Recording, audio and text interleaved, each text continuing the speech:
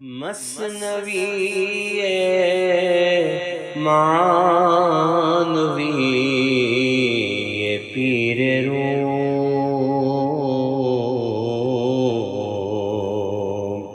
ہست گنج راز عرفان و علوم۔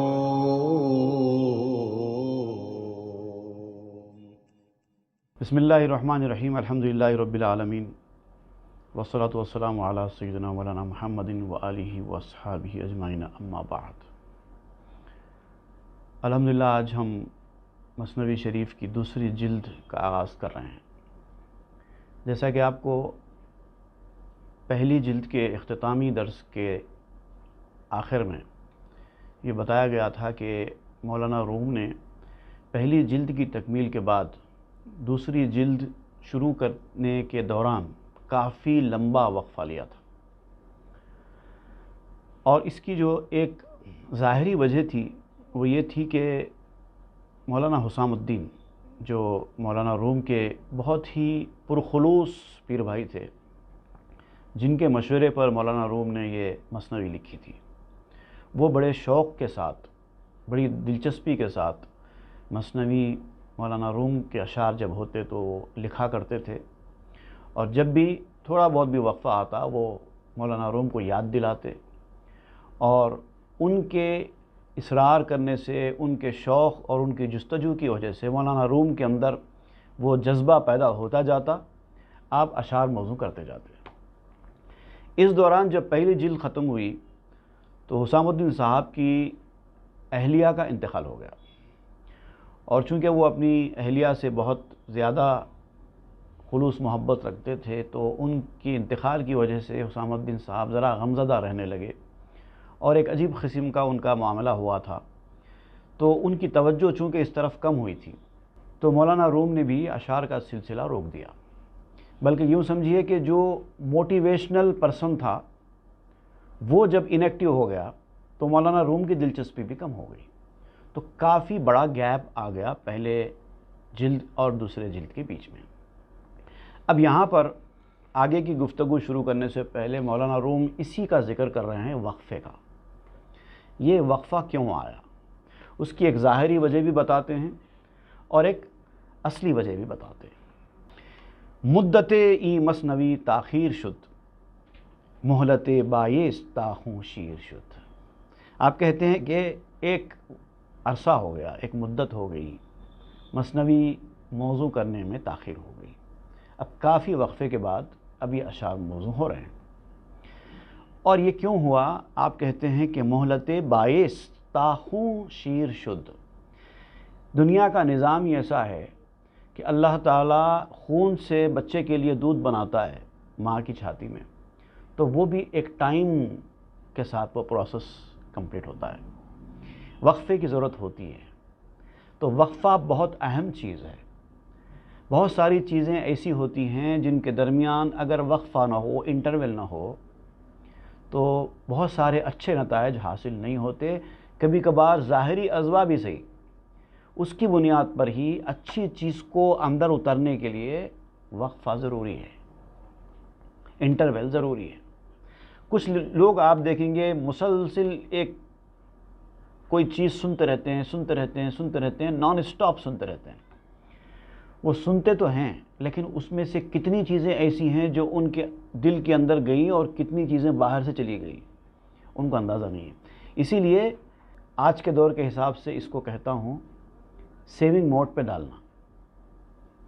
جب آپ کوئی چیز سیو کرتے ہیں تو کمپیوٹر سسٹم بھی سیو کرنے کے لیے اگر فائل بڑی ہو تو کچھ وقت لیتا ہے، اس کو تھوڑی دیر چھوڑ دینا پڑتا ہے۔ جب وہ مکمل طور پر فائلز کو سیو کر دے اس کے بعد پھر آپ اپنا کام کریں۔ کبھی کبھی بہت ساری چیزیں ایک ساتھ کھول دینے سے کمپیوٹر بھی ہینگ ہو جاتا ہے، پھر اس کو ریسٹارٹ کرنے کی ضرورت پڑتی ہے۔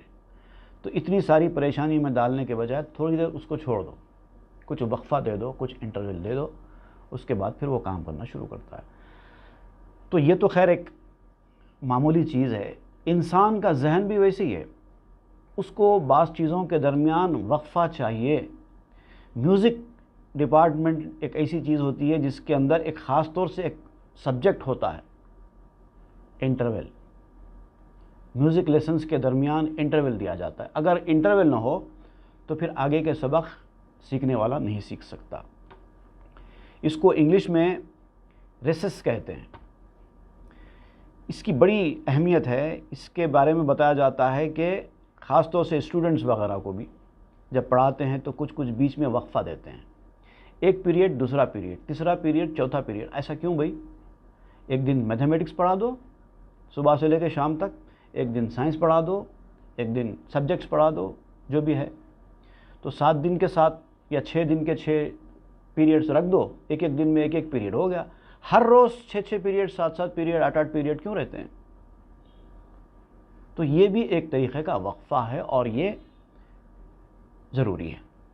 تو اس سے کیا ہوتا ہے؟ ایک تو بچوں کی فزیکل ایکٹیویٹی امپروو ہوتی ہے، اس کا لیول بڑھتا ہے، انہینس ہوتی ہے. دوسری چیز یہ ہوتی ہے کہ ان کی میموری جو ہے اور ان کا فوکس یہ ریفائن ہوتا ہے. جب وقفہ دیتے ہیں تو فوکس ریفائن ہوتا ہے، میموری ریفائن ہوتی ہے، ان کا اٹینشن بڑھتا ہے بچوں کا وقفہ دینے سے، ان کا کنسنٹریشن بڑھتا ہے وقفہ دینے سے. پھر سوشل اور ایموشنل ڈیولپمنٹ بھی ان کا امپروو ہوتا ہے وقفہ دینے سے. یہاں تک کہ بعض لوگ کہتے ہیں کہ اسٹریس لیول بھی اگر کم کرنا ہو تو وقفہ دینا پڑتا ہے. بچے اگر مسلسل پڑھتے رہیں تو اسٹریس لیول بڑھ جاتا ہے، اس لیے بیچ میں تھوڑا سا گیپ دیتے ہیں. تو دیکھیے آپ، ایک ظاہری وجہ تھی مولانا حسام الدین کی اہلیہ کے انتقال کی وجہ سے ان کا اپسیٹ رہنا، اور مولانا روم کو جو وہ موٹیویٹ کرتے تھے وہ نہیں ہو رہا تھا. اس کی وجہ سے مولانا روم کا بھی ذہن مثنوی کی طرف راغب نہیں تھا. تو ایک ظاہری وجہ کے طور پر یہ وقفہ آ گیا. لیکن آپ اس کو بھی کس طریقے سے قدرتی ضرورت خیال کرتے ہیں کہ آنا ضروری تھا، اس لیے یہ لیا گیا. تو جیسے خون کو دودھ میں تبدیل ہونے کے لیے وقت لگتا ہے، اسی طرح بعض چیزوں میں وقت دینا پڑتا ہے اور مہلت درکار ہوتی ہے. تا نزایت بخت تو فرزند نو، خون گردت شیر شیریں خوش سنو. جب تک تیرا نصیبہ، تیری قسمت نیا بچہ نہ جنے. اب ایک بچہ جننے کا ایک وقت ہوا، بچہ جنے گیا. اب اس کے بعد ایک دوسرا بچہ ماں کی کوکھ میں آنا، تو اس کے لیے پھر تھوڑا سا گیپ ہوتا ہے، اور وہ گیپ لازمی گیپ ہے. آج ماں نے بچہ جنا، دوسرے دن سے پھر دوسرا بچہ ماں کے پیٹ میں نہیں پیدا ہو سکتا. تو جب تک قسمت نئے بچے کا فیصلہ نہ کرے تب تک انتظار کرنے میں ہی بھلائی ہے، اور انتظار کا وقت دینا چاہیے. خون اس وقت تک میٹھا دودھ نہیں بنتا جب تک کہ وقفہ نہ ہو. خوش سنو، اچھی طریقے سے یہ بات اپنے ذہن میں رکھو. بعض وقفے، بعض انٹرولز بھی اہم ترین حصہ ہوتے ہیں. چوں ضیاء الحق حسام الدین انا باز گردانی زوج آسماں. جب ضیاء الحق حسام الدین، میں نے اس سے پہلے بتایا تھا کہ حسام الدین ان کا نام ہے، ضیاء الحق ان کا نام نہیں تھا. مولانا روم اکثر ان کو ضیاء الحق کے نام سے یاد کیا کرتے تھے، حق کی روشنی اس معنی میں. تو جب حسام الدین نے اپنی باغ، اپنی لگام آسمان کی بلندی سے موڑی، اب وہ چلے گئے تھے ایک عجیب آسمان کی طرف، ان کی دنیا ایک الگ اس میں چلی گئی تھی.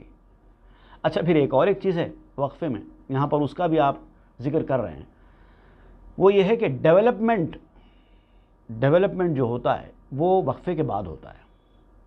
اب دیکھیے اکیڈمک ایئر ختم ہوتا ہے، آج اکیڈمک ایئر ختم ہوا، کل سے دوسرا اکیڈمک ایئر شروع نہیں ہوتا. یہ بھی ایک نظام ہے، بیچ میں وقت ہوتا ہے، گیپ ہوتا ہے، کیونکہ اب ایک چیز جو اس کے ذہن میں بٹھائی گئی ہے، اس کے بعد اب اس کے آگے کے اسٹیج میں جو وہ جانا ہے، تو بیچ میں تھوڑا ریسٹ چاہیے. تو حسام الدین صاحب کا معاملہ بھی ایسے ہی تھا.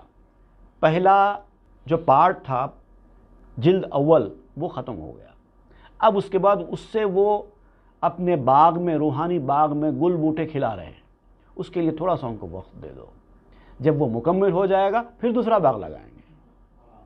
تو جب وہ آسمان کی بلندی سے اپنی باغ ادھر کی طرف واپس موڑی، وہ دنیا میں چلے گئے تھے، آسمانی دنیا میں، بیوی کا غم جب ان کا ہلکا ہوا، جب انہوں پھر اس میدان میں آئے ترقی کے منازل طے کرتے ہوئے، اب اور آگے جانے کے لیے جب وہ میدان میں پھر انہوں نے قدم رکھا تو اس کے بعد پھر یہ سلسلہ شروع کیا گیا۔ چوں بہ معراج حقائق رفت بود، بے بہارش غنچہا نشگفت بود۔ جب وہ حقیقتوں کی معراج میں، اس کے عروج میں پہنچے ہوئے تھے تو اس لیے میں نے یہ سلسلہ روک دیا تھا، کیونکہ ان کی بہار کے بغیر یہ پھولوں کے غلچے نہیں کھل سکتے تھے۔ مولانا روم کہتے ہیں کہ اس مثنوی کے موضوع ہونے کا سب سے بڑا صحرا حسام الدین صاحب ہی کے اوپر ہے، انہی کی وجہ سے میں نے یہ اشعار لکھے ہیں۔ ورنہ یہ روحانی باتیں ایسی ہوتی ہیں، جیسے کسی شاعر نے کہا، کوئی محرم نہیں ملتا جہاں میں، مجھے کہنا ہے کچھ اپنی زبان میں۔ کہنے والا اگر اپنی زبان میں کچھ کہے تو سننے والا اگر اس کو سمجھ کر اپنے اندر اتارنے کے قابل ہو تو کہنے والے کو بھی دلچسپی ہوگی، ورنہ بھینس کے سامنے بین بجانے میں کس کو دلچسپی ہو سکتی ہے؟ بہت سارے لوگ ایسے ہوتے ہیں جو اس کے اہل ہے ہی نہیں، وہ کیوں سنیں گے یہ سب باتیں؟ ان کو کیا دلچسپی، ان کو کیا فائدہ؟ حسام الدین جیسے لوگ ہی اس مثنوی سے صحیح معنی میں استفادہ کر سکتے ہیں۔ جب ویسے لوگ سامنے آتے ہیں تو بولنے والے کو بھی بولنے کا شوق پیدا ہوتا ہے، اس کو ہمت آتی ہے۔ تو ان کی بہار کے بغیر یہ غنچے نہیں کھل سکتے تھے۔ اب جب وہ پھر اس میدان میں آ گئے ہیں، اب پھر اور آگے کے مرحلے حاصل کرنا چاہتے ہیں تو پھر اشعار شروع ہو گئے ہیں۔ چوں ز دریا سوئے ساحل باز گشت، چنگ شیر مثنوی باساز گشت۔ جب وہ دریا سے کنارے کی طرف آئے، حسام الدین دریا میں تھے، اپنے آپ کو اس فیضان سے بھگو رہے تھے، جب وہ بھیگ کر اطمینان کے ساتھ جب واپس کنارے کی طرف آئے اور لینے کے لیے، تو پھر اب مثنوی کے اس ساز کی، اشعار کی جو سارنگی ہے وہ بجنا شروع ہو گئی۔ lyre of مثنوی became attuned۔ اس کے بعد شروع ہوئی مثنوی کہہ صیقلِ ارواح بود، باز گشتش روز استفتاح بود۔ یہ جو مثنوی جو روحوں کے لیے صیقل کا کام کرنے والی تھی، روحوں کو چمکانے والی تھی، برنیشر آف سولز تھی، یہ مثنوی جو میں نے شروع کی، پیوریفائر آف سولز تھی یہ مثنوی جو میں نے شروع کی، بیچ میں چونکہ رک گئی تھی۔ اب حسام الدین صاحب جب واپس آ گئے تو ان کے واپس آنے کے بعد یہ مثنوی کے لیے ایسے ہی ہوا جیسے روز استفتاح۔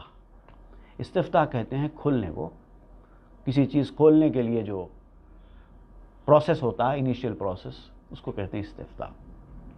روز استفتاح دراصل جو ہے، ایک روایت بیان کی جاتی ہے کہ کعبۃ اللہ شریف کے دروازے بھی 15 رجب کو کھلتے ہیں، رمضان سے پہلے، اور دراصل یہاں پر استفتاح سے مراد اللہ تعالیٰ کے علوم اور معارف کا دروازہ کھلنا ہے، جو پہلے کچھ وقت کے لیے بند ہو گیا، بعد میں کھلتا ہے۔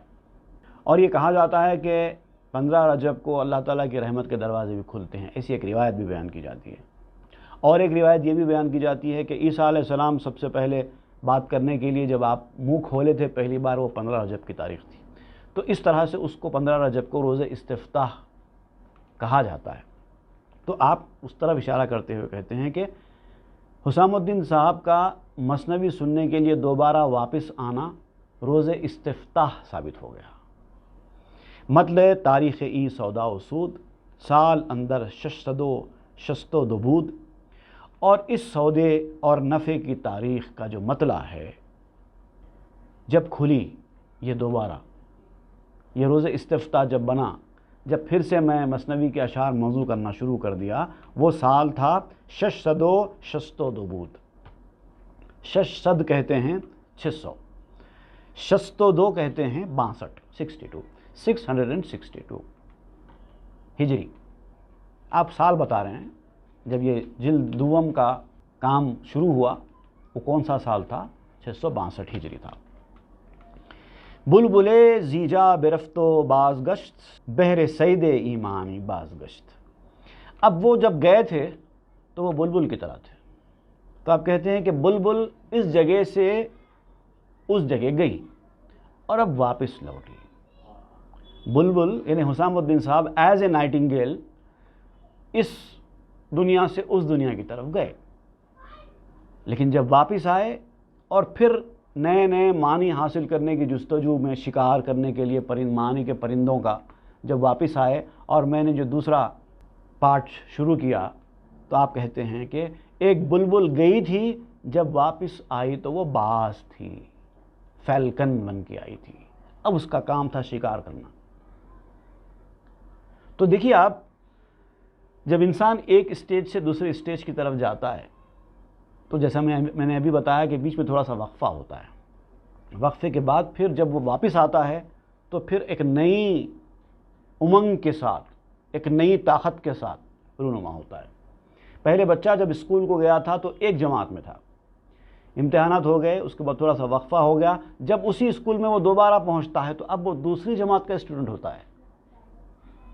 تو حسام الدین صاحب ایک وقت گئے تھے، ایک طرح کے تھے، کچھ وقفہ لیا اور جب واپس آئے تو اب آگے کی اسٹیج میں آئے، اب مثنوی بھی آگے کی اسٹیج کا بیان کرے گی۔ تو کہتے ہیں کہ پہلے گئے تھے بلبل تھے، اب جب لوٹے تو اب باز بن گئے، فیلکن بن گئے۔ سائد شہ مسکنے این باز باد، تا ابد بر خلق این در باز باد۔ خدا کرے کہ اب یہ جو باز آ گیا ہے، اس باز کا ٹھکانہ اب اس شاہ کی کلائی بن جائے، وہ جا کر وہ اس بادشاہ کی کلائی پر بیٹھ جائے، اتنی قربت اس کو حاصل ہو جائے۔ کلائی سے مراد یہ ہے کہ قربت، قریب میں ہونا۔ خدا کرے کہ یہ جو بندہ جو روحانی باتیں سن سن کر اپنے آپ کو چمکا کر جب اور آگے کا مقام حاصل کرنے کے لیے جب پلٹ کر آیا ہے باز بن کر، تو اب وہ باز فیلکن ایسا فیلکن بنے کہ اب وہ بادشاہ کی کلائی پر جا کر بیٹھ جائے، اتنی قربت اس کو حاصل ہو گئے۔ تا ابد برخلق در باز باد۔ میں نے لکھی تو مثنوی حسام الدین کے لیے ہے، لیکن دعا ہے کہ قیامت تک ساری مخلوق پر یہ دروازہ کھلا رہے۔ آفتیں ای در ہوا و شہوت است، ورنہ ای جہاں شربت اندر شربت است۔ آپ کہتے ہیں کہ پریشانی یہ ہے کہ یہ جو دروازہ ہے، اسرار و رموز کو کھولنے کا دروازہ، اس کو بند کرنے والی چیز جو آفت ہے، وہ وہی چیز ہے جس کو نفس کی خواہشیں اور شہوت کہتے ہیں۔ آرزویں، خواہشیں، لسٹ، جسمانی رغبتیں، سارے لوگوں کے ترقی سے محروم ہونے کا سبب صرف یہی ہے۔ اگر یہ چیز پر آپ غلبہ حاصل کر لیں، اس کو اپنے قابو میں کر لیں، تو آپ کہتے ہیں ورنہ اینجا شربت اندر شربت است۔ تو یہ تو جگہ ایسی ہے کہ یہاں پر شربت ہی شربت ہے، پیتے جاؤ اور ترقی کرتے جاؤ۔ ای دہاں بربند تابینی آیاں، چشم بندے آ جہاں حلق و دہاں۔ یہ جو تمہارا منہ ہے جس سے تم کھانا کھا کر اندر بھرتے ہو، یہ پھر وہی منہ جس سے تم بات کرتے ہو، غیر ضروری باتیں، اچھی باتیں، بری باتیں، سب اسی منہ سے چل رہی ہیں۔ ساری آفتیں یہ دو چیزوں سے ہے، ایک تو منہ ہے، ایک تو پیٹ ہے۔ اگر یہ دو چیزوں پر انسان قابو پا لے تو بہت ساری پریشانیوں سے اس کو چھٹکارا حاصل ہو جاتا ہے۔ تو آپ کہتے ہیں ای دہاں بربند، یہ منہ کو ہی بند کر لو، تا بینی آیاں، تاکہ تو اسرار و معارف کو، روحانی ترقی کے خزانوں کو اپنی آنکھوں سے دیکھ سکے۔ منہ بند ہوگا تو آنکھیں کھلیں گی۔ یہ پیٹ میں جانے کا جو سلسلہ ہے، یہ اتنا ہی ہونا چاہیے جتنا آنکھیں کھلنے کے لیے ضروری ہے، ورنہ آنکھیں بند ہو جائیں گی۔ آنکھیں کھلی رہنے کے لیے جتنا ضروری ہے اتنا ہی اندر ڈالو، اس سے زیادہ ڈالیں گے تو آنکھیں تو کھلی رہیں گی، لیکن جو آنکھیں کھلی رہنا ہے وہ بند ہو جائیں گی۔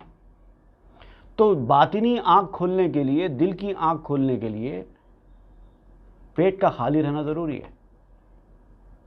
پیٹ بھرا ہوا انسان اسرار و معارف حاصل نہیں کر سکتا۔ پیٹ ہمیشہ خالی رہنا چاہیے. اتنا کھاؤ جتنا تمہاری زندگی کے لیے ضروری ہے. جہاں پتہ چل گیا کہ اتنا کھانے سے میری زندگی آرام سے چل سکتی ہے، اور روک دینا. پیٹ بھرنے تک کھانا آپ کی روحانیت کو برباد کر دیتا ہے. تو آپ کہتے ہیں کہ اپنے منہ کو بند رکھا کرو تاکہ آنکھ سے اسرار و معارف کو دیکھ سکو. اور آپ کہتے ہیں چشم بندے آ جہاں حلق ہو جہاں. اور اس معرفت کی دنیا کے لیے تمہارا منہ اور تمہارا حلق آنکھوں کی پٹیاں ہیں. جیسے آنکھوں پر پٹی باندھنے کے بعد کتنی اچھی بینائی والا آدمی کیوں نہ ہو کچھ نہیں دیکھ سکتا، اسی طرح چاہے تم کتنی محنت کر لو، اگر تم اپنے پیٹ کو بھر کر رکھتے ہو اور رکھنے کے عادی ہو تو تم اس میدان میں کچھ نہیں کر سکتے. اے دہاں تو خود دہانے دوزخی، وے جہاں تو بر مثال برزخی. اے منہ، اب آپ خطاب کر رہے ہیں منہ سے کہ اے منہ تو دوزخ کا دہانہ ہے. جیسا پیٹ بھرنے کے لیے منہ ایک دہانہ ہوتا ہے، منہ کے ذریعے سے کھانا پیٹ میں جاتا ہے، تو آپ فرماتے ہیں کہ یہ پیٹ بھرنے کا ذریعہ ہی نہیں ہے، پیٹ کا دہانہ ہی نہیں ہے منہ، بلکہ دوزخ کا دہانہ ہے. جو لوگ صرف بھرتے رہتے ہیں وہ دوزخ کی طرف بڑھتے رہتے ہیں. وے جہاں تو بر مثال برزخی. اور یہ دنیا کیا ہے؟ برزخ جیسی مثال ہے اس کی. برزخ ایکچول میں کہتے ہیں انٹرمیڈیٹ، دو چیزوں کے درمیان جو ایک چیز ہوتی ہے اس کا نام ہے برزخ. ایک سے دو کو جوڑتے ہیں. اسکول سے کالج کو جوڑنے والی چیز کا نام ہے انٹرمیڈیٹ. ایک اسکول ہوتا ہے ایک کالج ہوتا ہے، بیچ میں انٹرمیڈیٹ ہوتا ہے. انٹرمیڈیٹ نہ اسکول ہے نہ کالج ہے. کسی جگہ اس کو جونیئر کالج کہہ کے کالج میں شامل کر لیتے ہیں، کسی جگہ 11 12 کہہ کے اس کو اسکول میں شامل کر لیتے ہیں. تو ایکچولی نہ وہ اسکول ہے نہ وہ کالج ہے، وہ دونوں کے بیچ میں ہے، اس لیے انٹرمیڈیٹ. برزخ بھی ویسے ہی ہے، ایک اس دنیا کی زندگی ایک اس دنیا کی زندگی، بیچ کی جو زندگی ہے وہ برزخ، قبر کی زندگی وہ برزخ. تو ہر دو بڑی چیزوں کے بیچ میں ایک چھوٹی چیز ہوتی ہے، اس کو کہتے ہیں برزخ. تو اب دنیا کو برزخ جیسی مثال آپ قرار دیتے ہیں. تیری حیثیت اے دنیا برزخ جیسی ہے، کیونکہ جنت اور دوزخ کے درمیان ہے تو. یہاں پر دنیا میں رہنے والے اچھے لوگ بھی ہیں، برے لوگ بھی ہیں. جنتی بھی اسی دنیا میں جیتے ہیں، دوزخی بھی اسی دنیا میں جیتے ہیں. نور باقی پہلوئے دنیا دوں، شیر صافی پہلوئے جو ہائے خوں. یہ جو دنیا ہے ایکچولی دیکھا جائے تو بہت ہی ناچیز اور گھٹیا چیز کا نام ہے. دنیا کا نام ہی اللہ تعالیٰ نے دنیا رکھا اسی لیے. دنیا کا مطلب معلوم آپ کو؟ دنیا جس عربی لفظ سے بنا ہے اس کو کہتے ہیں گھٹیا، ورتھ لیس، ویلیو لیس. انتہائی گھٹیا چیز کا نام دنیا ہے، اور اسی لیے اس دنیا کا نام اللہ تعالیٰ نے دنیا رکھا ہے، کیونکہ یہ بہت گھٹیا ہے. مگر آپ کہتے ہیں کہ اس ناچیز اور گھٹیا دنیا کے پہلو میں جو باقی رہنے والی چیز ہے جس سے انسان حاصل کرتا ہے اسی دنیا میں رہ کر، وہ نور ہے. رہتا اس دنیا میں ہے لیکن اس دنیا کی دولت حاصل کرتا ہے. اسی لیے ایک حدیث بیان کی جاتی ہے، حدیث کی کتابوں میں تو یہ حدیث ملی نہیں ہے، لیکن امام غزالی نے احیاء العلوم میں حدیث کے ذکر کے ساتھ یہ بیان کیا ہے. الدنیا مزرعۃ الآخرہ. دنیا آخرت کی کھیتی ہے. یہاں جو چیز آپ کھیتی کریں گے اس کا پھل آخرت میں وہی ملے گا. اچھا پھل چاہیے دنیا میں اچھی کھیتی کرو، برا پھل چاہیے دنیا میں بری کھیتی کرو. یہاں جو کھیتی کریں گے وہی ملنے والا ہے. ایک بار آنکھ بند ہو گئی، اس دنیا سے آپ چلے گئے، آپ کو کچھ نہیں ملنے والا. جو ملے گا یہی ملے گا. جنت بھی ملے گی تو اسی دنیا میں رہ کر ملے گی، دوزخ کے حقدار بنیں گے تو بھی اسی دنیا میں رہ کر بنیں گے. حدیث کی تحقیق کرنے والوں نے اس حدیث کو ماننے سے انکار کیا ہے اگرچہ کہ، لیکن معنوی اعتبار سے اس حدیث میں کوئی غلط نہیں ہے، اگرچہ کہ اس کی آتھنٹسٹی میں کلام کیا جاتا ہے، لیکن بہرحال معنوی اعتبار سے اس میں کوئی غلط بات نہیں ہے، کیونکہ قرآن مجید میں خود کہا گیا ہے من کان یرید حرث الآخرہ نزد لہ فی حرثہ. اللہ تعالیٰ نے خود فرمایا سورہ الشعراء آیت نمبر 20، جو آخرت کی کھیتی چاہتا ہے تو ہم بھی اس کی کھیتی میں اضافہ کرتے ہیں.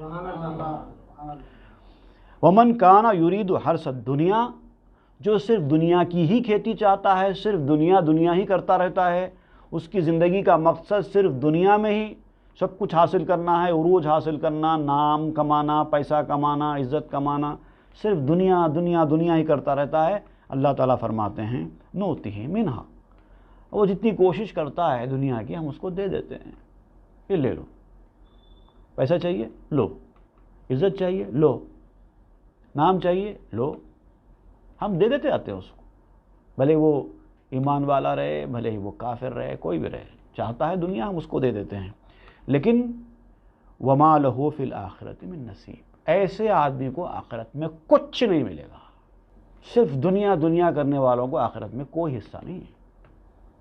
تو یہ جو حرث کا لفظ ہے، کھیتی کہتے ہیں، حرث کا مطلب ہی کھیتی ہے، تو اللہ تعالیٰ نے اس لفظ کے ساتھ دنیا کو استعمال کیا ہے لفظ، تو اس کا مطلب یہ حدیث میں کوئی معنوی اعتبار سے قابل اعتراض بات تو ہے نہیں۔ تو یہاں پر آپ وہی بیان کر رہے ہیں کہ نور باقی پہلو ہے دنیا ہے دوں، وہ جو باقی رہنے والا نور ہے وہ تو دنیا کے پہلو میں ہے، شیر صافی پہلو ہے جوں ہائے خون، اب یہ بالکل ایسے ہی ہے جیسے خون کی نہروں کے پہلو میں صاف دودھ موجود ہے، نہریں تو خون کی ہیں، دنیا اتنی خراب ہے کہ خون کی نہروں سے آپ تسبیح دے رہے ہیں، لیکن کہتے ہیں کہ اسی خون کی نہروں کے پہلو میں وہ صاف دودھ موجود ہے جس کو نور کہا جاتا ہے۔ چوں درو گامے زنی بے احتیاط، شیر تو خون می شود از اختلاط، اگر تو اس میں ایک قدم بھی بغیر احتیاط کے رکھے گا، اب دیکھیے دنیا ایک طرف خون کی ندی ہے، اس کے پہلو میں شیریں اور صاف شفاف دودھ کی نہر بھی ہے اس کے پہلو میں، اور پاؤں رکھنے والے کو احتیاط سے رکھنا ہوگا کہ وہ پاؤں رکھ رہا ہے تو خون کی ندی میں رکھ رہا ہے یا دودھ کی نہر میں رکھ رہا ہے۔ اگر ایک قدم بھی بغیر احتیاط کے ساتھ تو رکھے گا تو کیا ہوگا، شیرتو خومی شود از اختلاط، دونوں کے بیچ میں اگر پاؤں پڑ جائے گا یا ادھر کا ادھر مکس ہو جائے گا تو یہ اختلاط کی وجہ سے، مکس ہو جانے کی وجہ سے یہ خلط ملط ہو کر دودھ بھی خون بن جائے گا۔ دیکھیے ایک اور میں آپ کو مثال دیتا ہوں، صاف پانی ہے، گندا پانی ہے، نجس پانی اور پاک پانی، اگر نجس پانی میں پاک پانی کو ڈال دیا جائے تو نجس پانی پاک ہو جائے گا؟ نہیں ہوگا، وہ بھی نجس ہو جائے گا۔ اگر صاف پانی میں نجس پانی کو ڈال دیا جائے تو بھی پانی نجس ہو جائے گا، دونوں صورتوں میں پانی نجس ہی ہو رہا ہے۔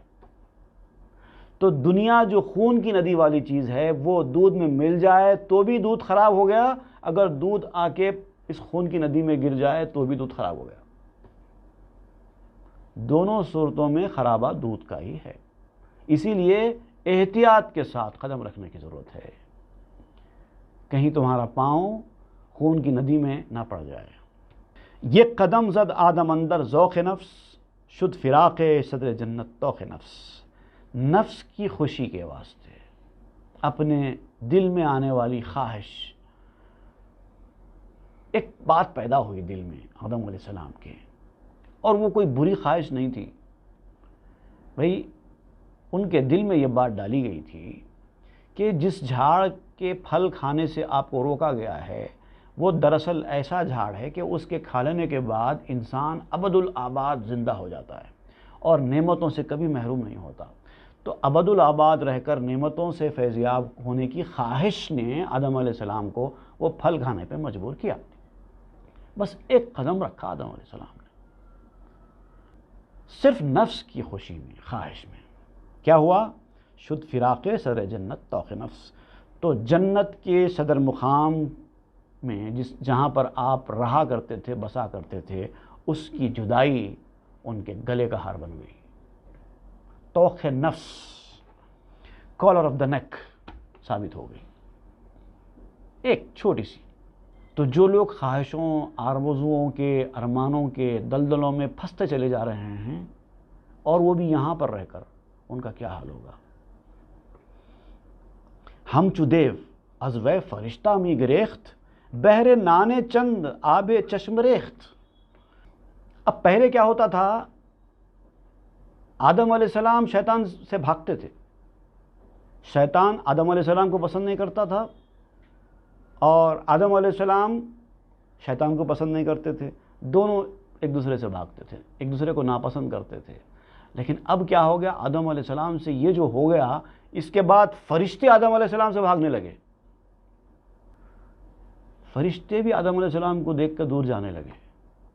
پہلے تو فرشتے ان کے پیچھے پیچھے ہوا کرتے تھے، آدم علیہ السلام کے پیچھے پیچھے ہوا کرتے تھے فرشتے، وہ جدھر جاتے پورے فرشتے ادھر نکل کے آتے پیچھے پیچھے۔ اب یہ کیا ہو گیا؟ معاملہ بالکل الٹا پڑ گیا۔ تو آپ کہتے ہیں کہ چند لقموں کی وجہ سے کس قدر آنسو بہائے آدم علیہ السلام نے۔ ایک چھوٹی سی معمولی سی ہلکی پھلکی ایک مسٹیک ہوئی اور صدیوں سالوں تک روتے رہے روتے رہے روتے رہے، ایسی بڑی نعمتوں سے محروم ہو گئے۔ گرچہ یک مو بد گناہ کو جست بود، لیک آمو در دویدہ رست بود۔ اگرچہ کہ آدم علیہ السلام نے جو غلطی کی تھی کوئی بہت بڑا گناہ نہیں تھا، وہ ایک بہت بال برابر مسٹیک تھی، لیکن اتنی بڑی سزا آدم علیہ السلام کو کیوں دی گئی؟ بھئی ہم تو بڑے بڑے گناہ کرتے ہیں، اللہ تعالیٰ اپنے رحم و کرم سے معاف کر دیتا ہے، اور وہاں آدم علیہ السلام کا معاملہ تھا کہ ایک چھوٹی سی لغزش ہوئی، چھوٹی سی معمولی سی بال برابر کہتے ہیں آپ اس کو، اتنا بڑا وبال کیوں آ گیا؟ تو آپ کہتے ہیں لیک آمو در دویدہ رستہ بود، اس کی وجہ یہ تھی کہ وہ بال جسم پر نہیں آنکھ میں لگا تھا۔ ایک معمولی تنکا ہوتا نا، چھوٹا سا تنکا، کان میں چلا جائے آپ انگلی ڈال کے نکال لیتے ہیں، منہ میں چلا جائے تھوک دیتے ہیں، آرام سے کوئی فرق ہی نہیں پڑتا۔ آنکھ میں چلا جائے تو بھئی اتنی اتنی مرچی سے بھرا ہوا سالن آپ کھا لیتے ہیں منہ میں، تھوڑی دیر میں صحیح ہو جاتا ہے، اگر منہ جلنے بھی لگ جائے تھوڑی دیر کے بعد صحیح ہو جاتا ہے، لیکن اس کا 100واں حصہ مرچی کا آنکھ میں چلا جائے، یا کوئی کاڑی آنکھ میں چلی جائے، کوئی بال آنکھ میں چلا جائے تو کیا ہوتا ہے؟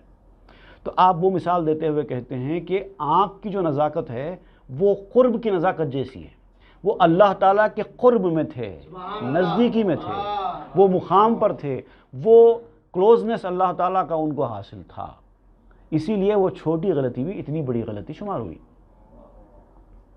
بود آدم دیدہ نور قدیم، موئے در دیدہ بود کوہ عظیم۔ آدم تو اس قدیم نور کی آنکھ تھے، اللہ تعالیٰ کی آنکھ تھے آدم علیہ السلام، مطلب یہ کہتے ہیں نا میرے آنکھوں کا نور، بہت زیادہ جس کو چاہتے ہیں تو اس کے بارے میں کہتے ہیں وہ میری آنکھوں کا نور ہے، میں اس کو بہت پسند کرتا ہوں۔ تو اللہ تعالیٰ آدم علیہ السلام کو بہت پسند کرتے تھے، جیسے کہ آنکھوں کا نور ہوتا ہے۔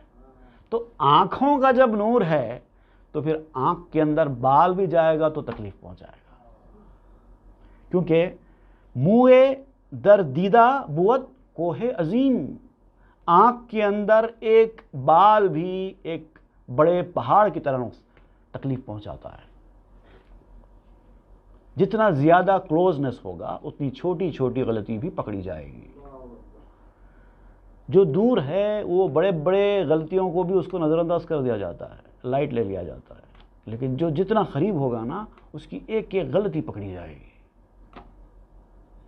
اور اگر آپ ان غلطیوں کے پکڑے جانے سے پریشان ہوتے ہیں، آپ کو یہ حلق کا کانٹا، گلے کی ہڈی سمجھ میں آتی ہے پکڑا جانا، تو پھر آپ قربت آپ کو کبھی نصیب نہیں ہو سکتی، دور ہو جانا۔ گردراں دم او بکر دے مشورت، در پشیمانی نہ گفت معذرت۔ اب آدم علیہ السلام کا معاملہ کیا ہوا کہ ان کو دل کے اندر وسوسے کے طور پر یہ بات بتائی گئی کہ آپ وہ پھل کھا لیں گے تو آپ کو ابد الآباد زندگی مل جائے گی، آپ کھا لیجئے، آپ جنت سے نکالے نہیں جائیں گے۔ تو آدم علیہ السلام اللہ تعالیٰ کی قرب سے محروم ہو جانے کے ڈر سے انہوں نے کھا لیا۔ اب دیکھیے، ان کو اللہ تعالیٰ کی محبت نے ہی کھلایا، کہیں میں کھا لوں، کھانے سے محروم ہو جاؤں اور کبھی میں دور ہو جاؤں اللہ تعالیٰ سے تو کیا ہوگا؟ تو اللہ تعالیٰ کے قریب رہ کے، اس کے پاس رہ کے، اس کی نورانیت سے استفادہ کرنے کا جو شوق تھا، اس شوق نے آدم علیہ السلام کو یہ کھلایا۔ ارادہ اچھا، نیت اچھی، سب کچھ اچھا تھا، لیکن غلطی آدم علیہ السلام کی صرف یہ بلکہ غلطی کا لفظ بھی ہم استعمال نہیں کر سکتے. بہرحال کیا صرف یہ، اب آپ مولانا روم یہ فرماتے ہیں گردراں دم او بکر دے مشورت. اگر آدم علیہ السلام نے ایسا خیال کرنے کے بجائے، ایسا سوچنے کے بجائے پوچھ لیا ہوتا کہ میں کیا کروں، سوچا کیوں، پوچھا کیوں نہیں. گردراں دم او بکر دے مشورت، اگر وہ اس وقت پوچھ لیتے، مشورہ کر لیتے کہ کیا کروں، در پشیمانی نہ گفتے معذرت، تو شرمندگی میں معذرت کرنے کی، سوری بولنے کی ضرورت نہیں پڑتی تھی. پہلے ہی آپ اگر پوچھ لیں تو بعد میں غلطی کر کے سوری بولنے سے اچھا ہے نا. یہ بڑی کام کی بات ہے، یہ ہر جگہ ہر کسی کو کام آئے گی. زاں کے با اخلے چھو اخلے جفت شد، مانے بد فیلیو بد گفت شد. اس لیے کہ ایک عقل جب اپنی عقل سے کوئی کام کرتی ہے تو کبھی کبھار اس کے اندر دھوکہ ہو جاتا ہے، غلطی کر جاتی ہے. لیکن جب وہ دوسری کسی عقل کو شریک بنا لیتی ہے فیصلے میں، اپنے سے بڑے عقل والے سے مشورہ کر لیتی ہے، تو بہت سارے غلط کاموں سے اور بری چیزوں سے اپنے آپ کو بچا لیتی ہے. آپ کی جتنی عقل ہے آپ سے زیادہ عقل والا بھی تو کوئی موجود ہوگا دنیا میں. اس سے اگر آپ مشورہ کر لیں گے تو دو عقلوں کا کام اور اچھا ہو جائے گا. نفس با نفس دیگر چون یار شد، عقل جزوی عاطل و بیکار شد. جب ایک نفس دوسرے نفس کا یار بن جاتا ہے، ایک انسان دوسرے انسان سے دوستی کر لیتا ہے، اور وہ جس سے آپ نے دوستی کی ہے آپ سے زیادہ عقل والا، آپ سے زیادہ ہوشیار، آپ سے زیادہ سمجھدار ہے، تو آپ کو صرف ایک ہی چیز حاصل ہوتی ہے، اس کا نام ہے فائدہ. اور عقل جزوی جو آپ سے کم عقل والے ہیں، اگر آپ نے ان سے دوستی کی، ان سے یاری کی، ان سے مشورہ کیا، تو کبھی فائدہ ہونے والا نہیں ہے اس مشورے سے. اس سے اچھی تو آپ کی عقل تھی. تو جب کسی کو مشورے کے لیے اپنا گائیڈ بناؤ، اپنا رہبر بناؤ، تو اپنے سے بڑی عقل والے کو بناؤ.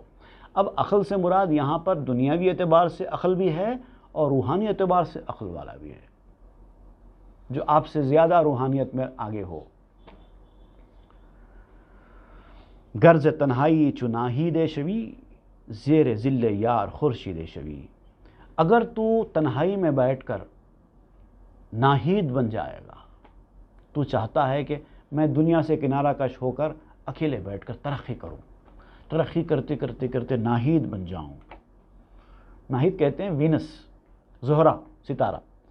تو اگر ستارہ بن جانا چاہتا ہے آسمان کا، وینس بن جانا چاہتا ہے روحانی طور پر ترقی کرتے کرتے، تو اس کے لیے، روحانی ترقی کے لیے ظاہر بات ہے آپ کو خلوت نشینی اختیار کرنی پڑے گی، لوگوں سے میل جول کم کرنا پڑے گا، اکیلے میں زیادہ رہنا پڑے گا، ریاضت و مجاہدہ کرنا پڑے گا. جب جا کے ترقی حاصل ہوگی نا، تو آپ کہتے ہیں کہ تو اکیلے میں رہ کر بغیر کسی رہبر کے، بغیر کسی سے ہدایت لیے کہ تو اگر تنہائی میں بیٹھ کر زہرہ بنے گا، تو یاد رکھ زیر ذل یار خورشید شوی، اگر تو ایسے یار کے ساتھ رہے گا تو سورج بن جائے گا.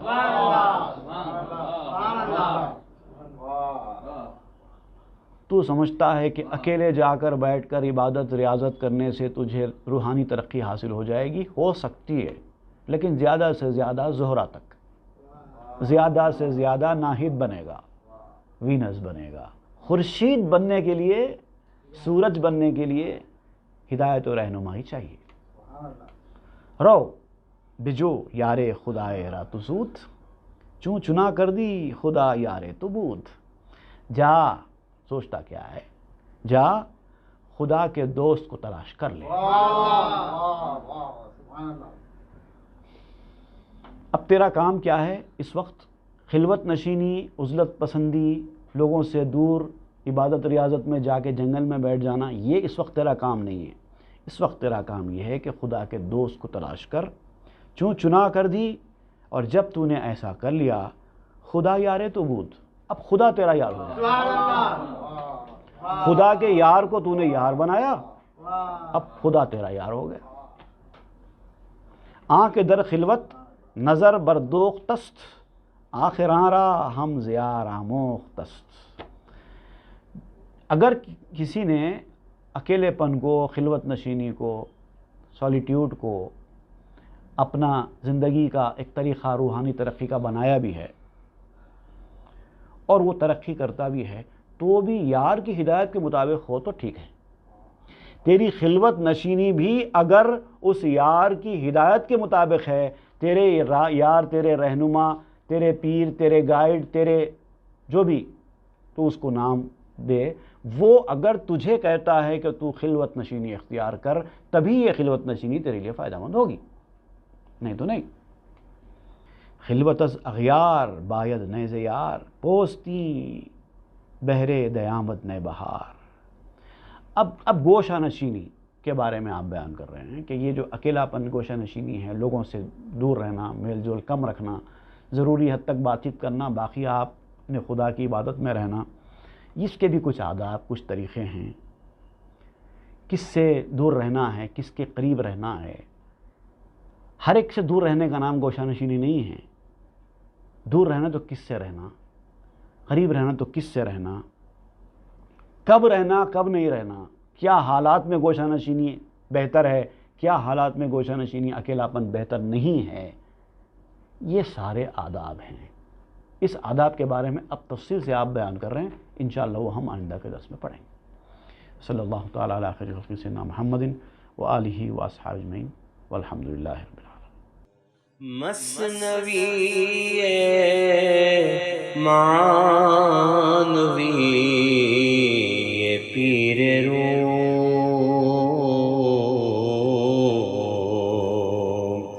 ہست گنج راز عرفان